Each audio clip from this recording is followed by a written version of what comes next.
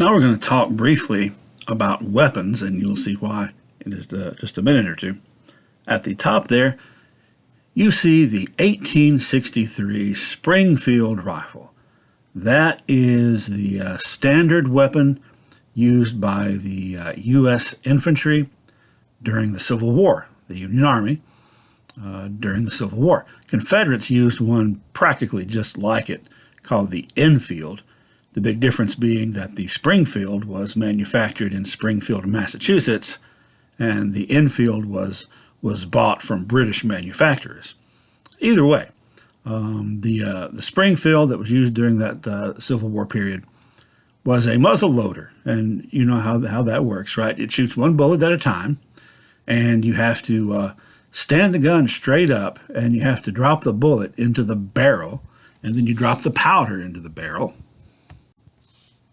Then you take out the ramrod, which is that long, thin rod that is underneath the barrel there. You pull that out, and then you shove that down the barrel with the gun still standing up, or if you're lying down as far up as you can get it, and you tamp down the bullet and the powder with that long rod.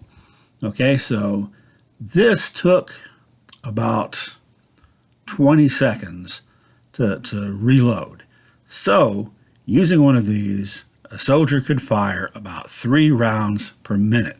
Now, these are the weapons that Fetterman's men, that the 18th Infantry had at the Fetterman fight in December 1866. So they were horribly outnumbered, and they were going to lose regardless. But it didn't help that whenever they did fight against the Lakota, Cheyenne, and Arapaho, they had these weapons that took so long to load and fire. Okay, so even if the numbers were even, so far as soldiers versus Indians, some of the Indians had guns like this. Most of them did not at this point. Most of them had bows and arrows, and a trained archer, which a native warrior on the plains would be a highly trained archer, could probably fire a minimum of 12 arrows per minute. So one of the lead balls that's fired out of this Springfield rifle is going to hit you a whole lot harder than an arrow will, and it probably will cause more damage. But in the time that you fired one of those, one native warrior would have fired 4 arrows into you. So you see where that's a disadvantage. Well, in the summer of 1867,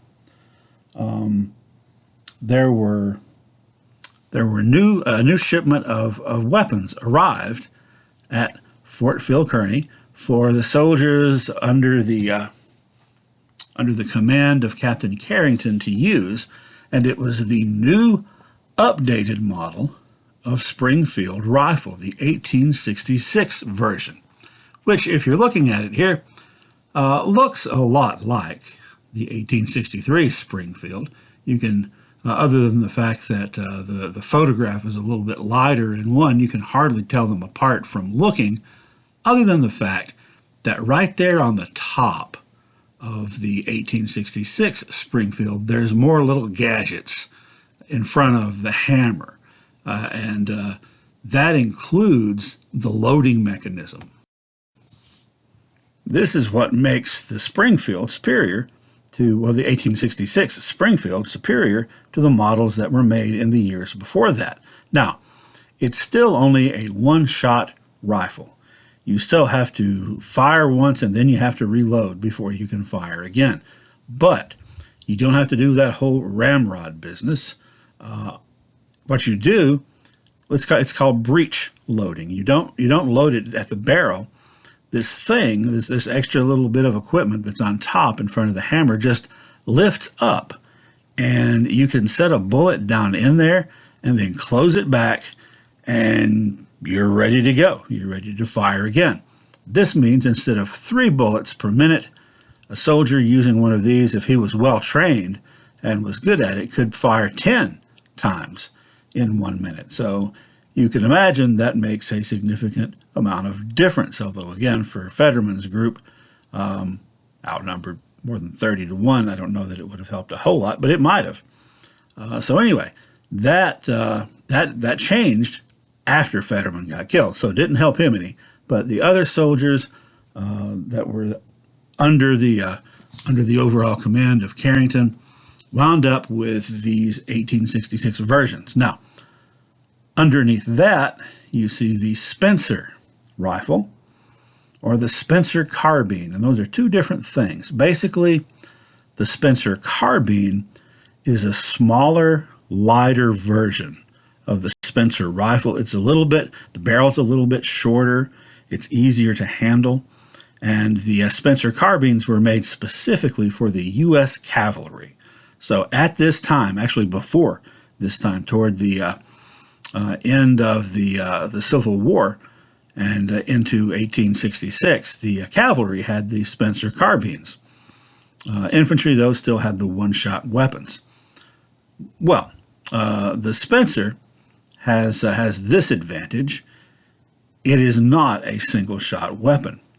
It can actually fire 7 times before you have to reload it again. The bullets are loaded into this tube, and you can see there in the diagram the butt plate at the very back end of the rifle. That thing unscrews, and then you stick this tube in there that's loaded, preloaded with 7 bullets, and then you screw the thing back on, and you're ready to go. And the trigger guard is a lever mechanism to basically advance the next round. So with one of these, you can fire about 20 rounds per minute. So you're going to have to change the tube a couple of times in that 1 minute period. But you can see where that is an even bigger advantage than the others. Now, the soldiers that were operating out of those 3 forts in 1867, they didn't have Spencer carbines. They weren't cavalry. But many of the civilians, the civilian contractors that were hired to cut the wood, mow the hay, and so forth, many of them owned one of these things, the rifle version, usually, not the carbine, because that was for the Army. So many of them carried Spencer rifles.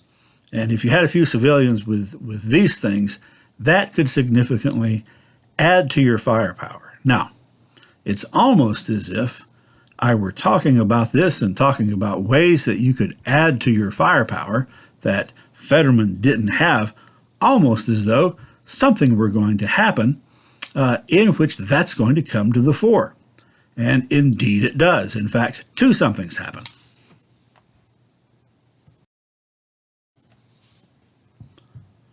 Around August the 1st, 1867, there were about 1,500, maybe more, Native American warriors gathered along the Little Bighorn River.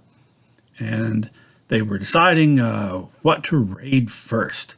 And there were 2 very tempting targets that their scouts had told them about. They knew, for example, that not very far away at all, at the hayfield, that there was a contingent of civilian contractors guarded by some soldiers that were there mowing hay. But at the same time, they knew that there was also a squad of soldiers protecting a group of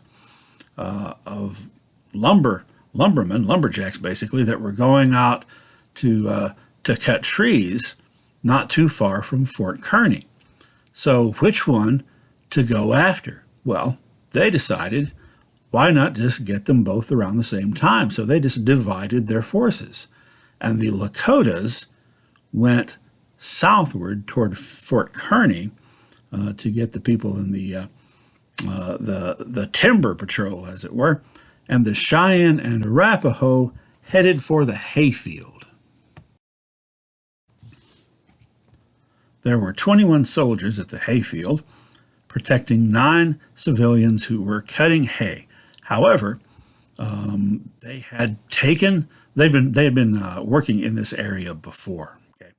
And they had previously built a little mini fort with a little mini stockade that provided like a fort grounds area. So this was about probably 5-6 feet high, that stretched around. It wasn't huge. There were a few tents in there, and so the workers would be out in the surrounding area cutting hay. But if they saw Indians coming, they could run and jump over this thing and get inside the enclosure, and at least have some cover.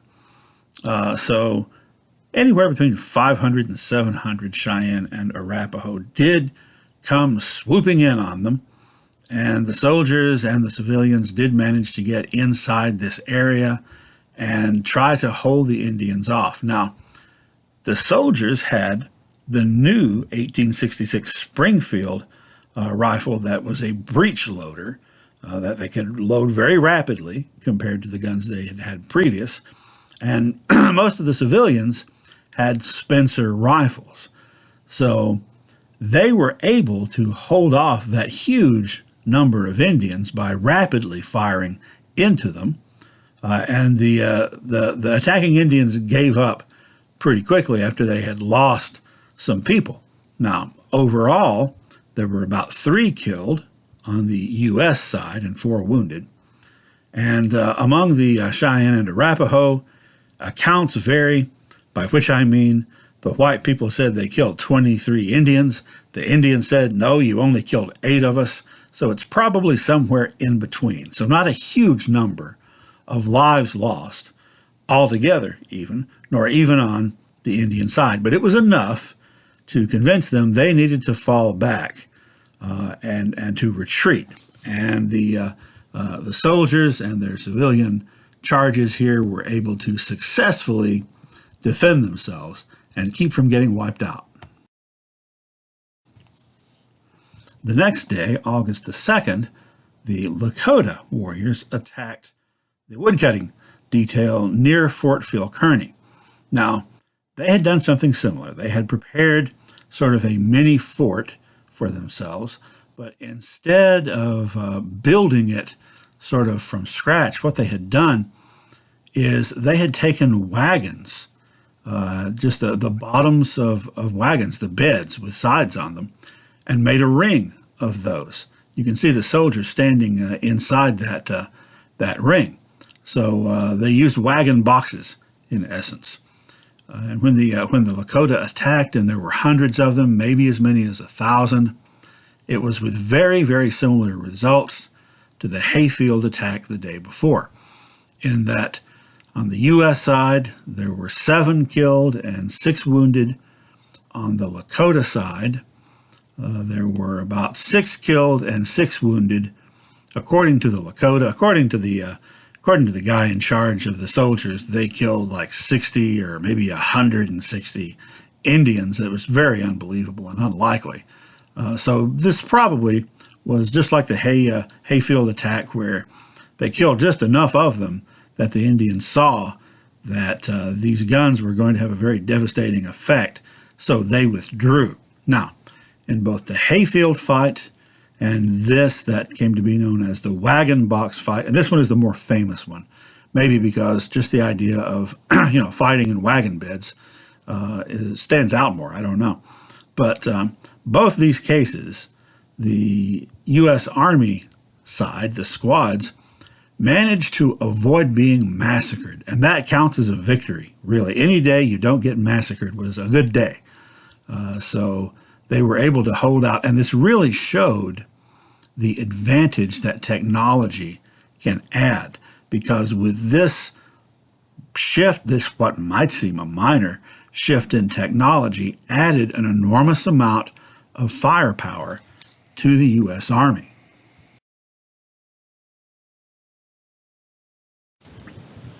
Two very important treaties were signed in the late 1860s. The first one that we'll look at took place in 1867, October 1867, on the Southern Plains, the Medicine Lodge Treaty, which actually is 3 separate treaties, but it's usually referred to kind of rolled into one because it was to end the same conflict. That is the conflict we talked about earlier, where the Comanches and their Kiowa allies and the Plains Apache, also known as the Kiowa Apache, and the Southern Cheyenne and Southern Arapaho had been raiding along the Santa Fe Trail in New Mexico, West Texas, and in that area.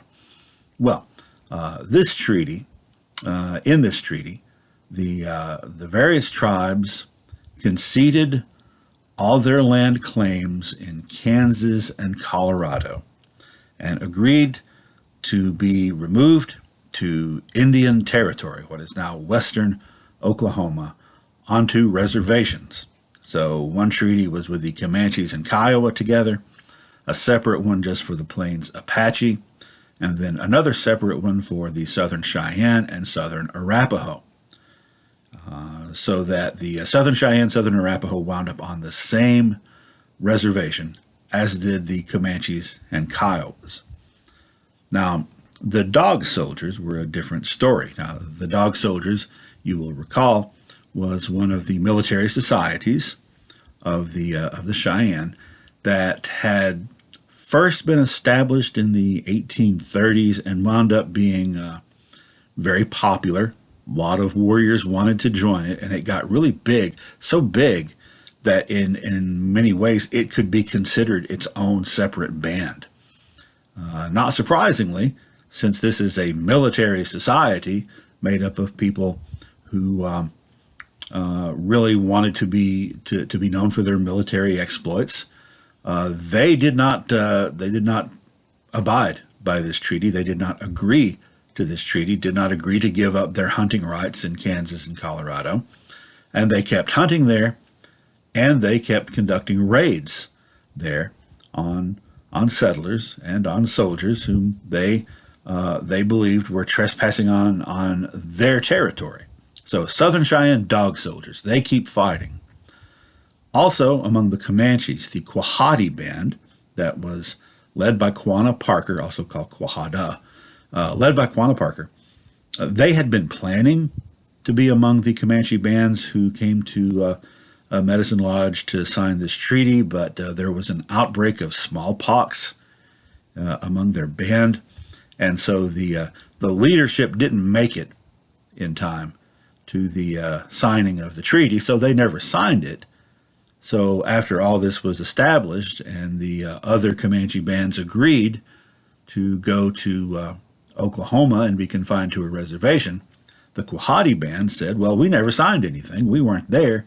So they refused to acknowledge that treaty applied to them, and they stayed in their region in the Llano Estacado, or the Staked Plains of West Texas. But as for the other Comanche bands, they all, their leadership all signed, and that meant the end of the Comancheria. They handed over their empire almost, and agreed to all come together to this reservation in Oklahoma. Ultimately, they wound up at Fort Sill. So what did they get? There was a whole wagon train of supplies promised to them, but it didn't get there for a very long time, and that first winter especially was really hard. They ultimately wound up around, I think, the Fort Sill area. In the northern plains, Red Cloud's war came to an end with the 1868 Treaty of Fort Laramie. Now, there was an 1851 treaty.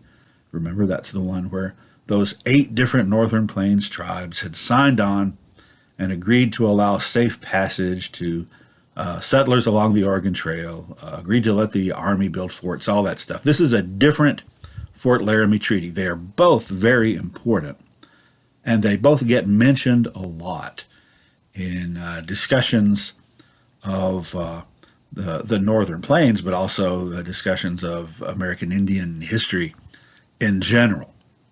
So the 1868 treaty, the combatants on Red Cloud's side, that is the Lakota, the Northern Cheyenne, and Northern Arapaho, they agreed to stop being combatants. They agreed to stop fighting.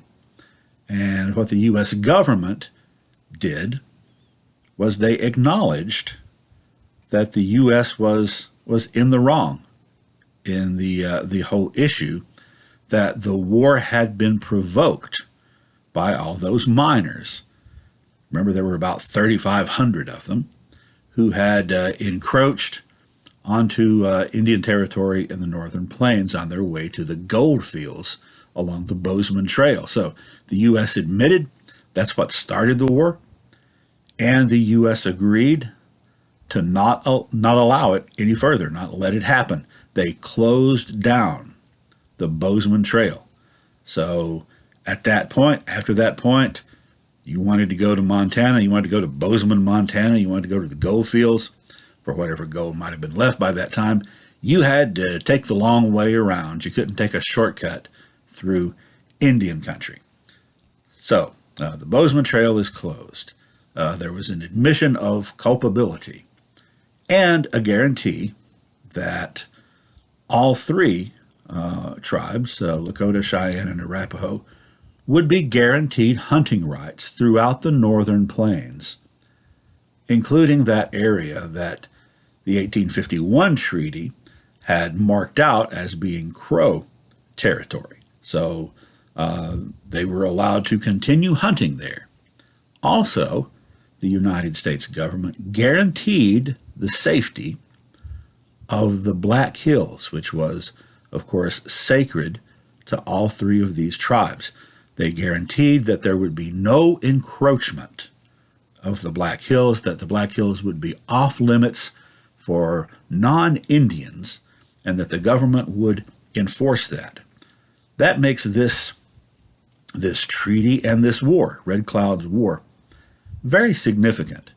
When we talk about wars between the U.S. government and Native Americans, it usually ends badly for the Indians, always does in the long run. But in the short run, it usually ends badly. Sometimes there might be a battle won, like the Fetterman fight, but the war would ultimately be lost.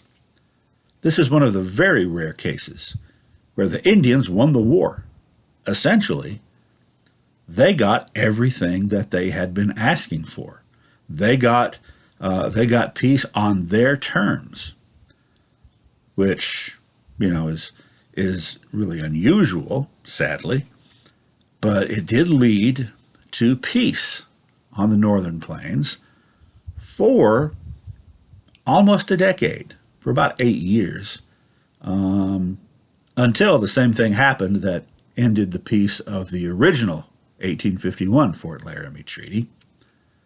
Gold, discovered in 1876. But that's a story for a little bit later.